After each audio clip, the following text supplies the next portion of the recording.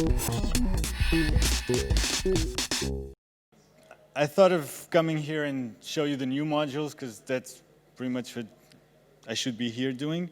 But instead of that, it's going to be 3 days of new modules and modulars and more modulars. So I thought of talking a little bit of what I did before ADDAC. So ADDAC was established in 2009. But before that, I did quite a lot of stuff. And I come from Portugal, and it's a small country with not that many technical people, especially if you're crossing different fields. So I started as a musician, and then a designer, and then I learned to program to do web development. I did a lot of sound technician, I did VJing, I did light technician. I worked as a visual artist for a long time, app developer, so everything combines in my backgrounds. And I thought of showing you a little bit of installations that I did that are not modular related, but that's the things that led me to work with different technologies that ultimately came into ADDAC. So the first piece I'm showing is this Pong analog machine or arcade machine, and to me this is homage to the Pong game. The Pong game was the first commercial game, and to me, I always saw it as the first interactive piece where people could use technology to interact with each other through a video game. And so I used exactly the same Pong concept. Oh, sorry. But this was an installation in an art gallery, and people had to put a coin in the machine. So there's an arcade machine that people had to put coins in, and then they start playing with each other. But there's a small twist, which is the Pong game actually works with 2 fans blowing wind into a ping pong ball.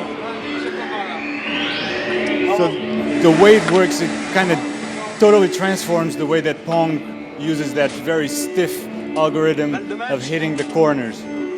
So here, the physics, it's totally different from the standard Pong. And that was a little bit of my homage to the... And of course, when you start playing, you don't know that this is going to happen. Because the way I show this is the Pong arcade where you actually play the game, and the physical box where everything happens is hidden in another room. So when you start playing, you don't know what's going to happen. You're thinking you're playing the right Pong, and then when you start playing, the ball behaves weird, and then you can go into the second room and check out the magic behind the arcade machine. So that was one. Second one I want to show you is this piece where I wanted to put a computer playing with each other, or playing with himself. So computers are used for gaming a lot, and I thought it would be nice to have a computer playing its own game. So I made these robot cars packed with electronics, with sensors and compasses, and a video camera above. And then what I did,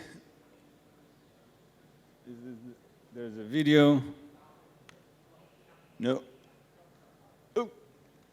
What happened?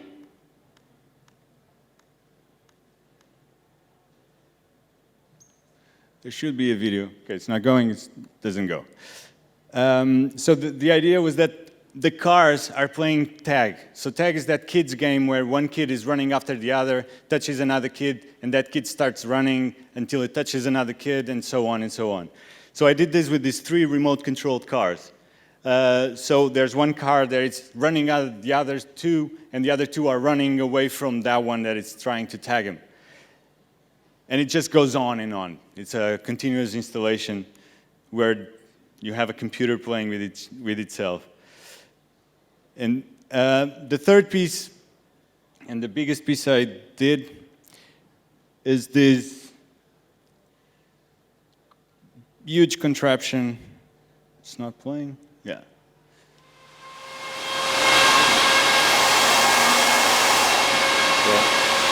first.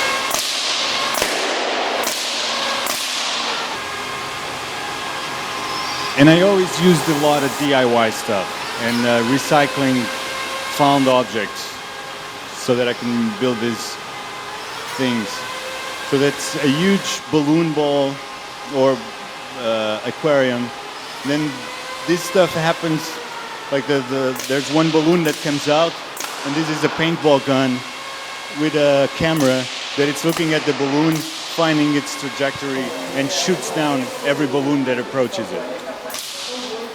I made this a little bit over the Iraq, when the second invasion of Iraq came in.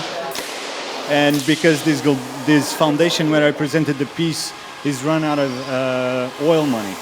So the owner of the foundation, or the original, he died already, he has a percentage of the Balkan oil.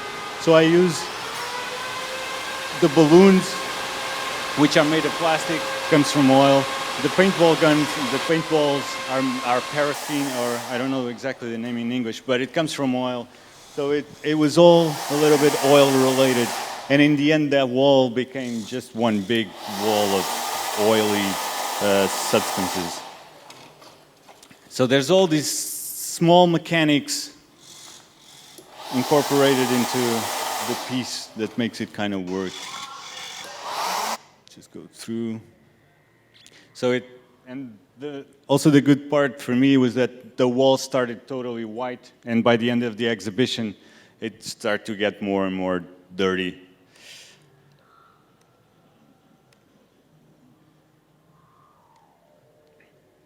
There was some glasses so that people couldn't go in front of the camera, of course, otherwise they would get shot as well.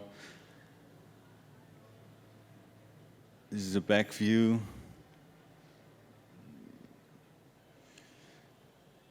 And this, just one last one. This was made in a residence. I did this in a week. And all the objects in the installation were repurposed on the place of the residence that I was making. So I found these objects somewhere around the premises, and I made these.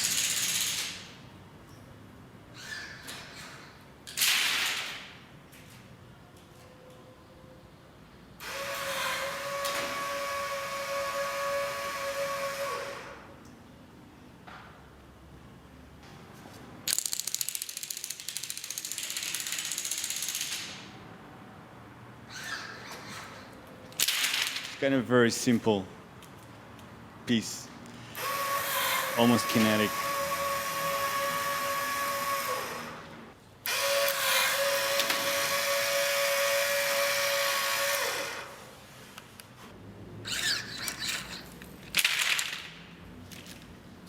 And since about this time, I didn't have much time to do more pieces like this, and I just dedicated myself to building modulars. The only thing that I did lately was this app for the iPhone, which is my latest album. And the idea, it was before Brian Eno did his. But the album is always playing, that's why it's an iPhone app, because you can't do this on a CD. So every time the app is started, it plays something else. So everything you play the app, something else is coming all the time. So it never plays the same thing twice. There's a score, but there's some indeterminacy in the score that never plays it, lets it play the same thing twice. And that's it. And now I want to show you the new stuff. If I can get a camera or a view from here.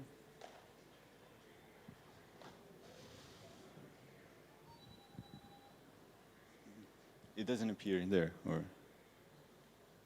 can you? No image. Okay. Okay, so I was hoping to have some image of the synth, but in this case, this time we're bringing several utility modules, mainly audio meters and VU meters, current meters, even old VU style meters. And we're also bringing a tube bandpass filter, but the main one that we're showing here is the stereo mixer. So we're making a new stereo mixer that it's 80 HP plus an expansion of maybe 40 something else HP, so it's a huge mixer, 5 channels with 4 channels expansions, with stereo inputs for everything, so even the sends and returns are in stereo. You have 3 sends with pre-post for each channel. You have voltage controlled volume and panning for all the channels, and also for the main mixes of sends and returns. Of course, for the Q and the master output, there's also a matrix output that combines all the master outputs, like the sends and the Q and the master, and you can make a submix out of that. Clickless mute buttons,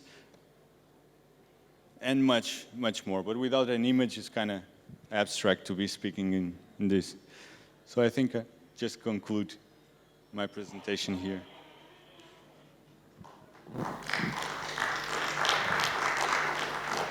Thanks.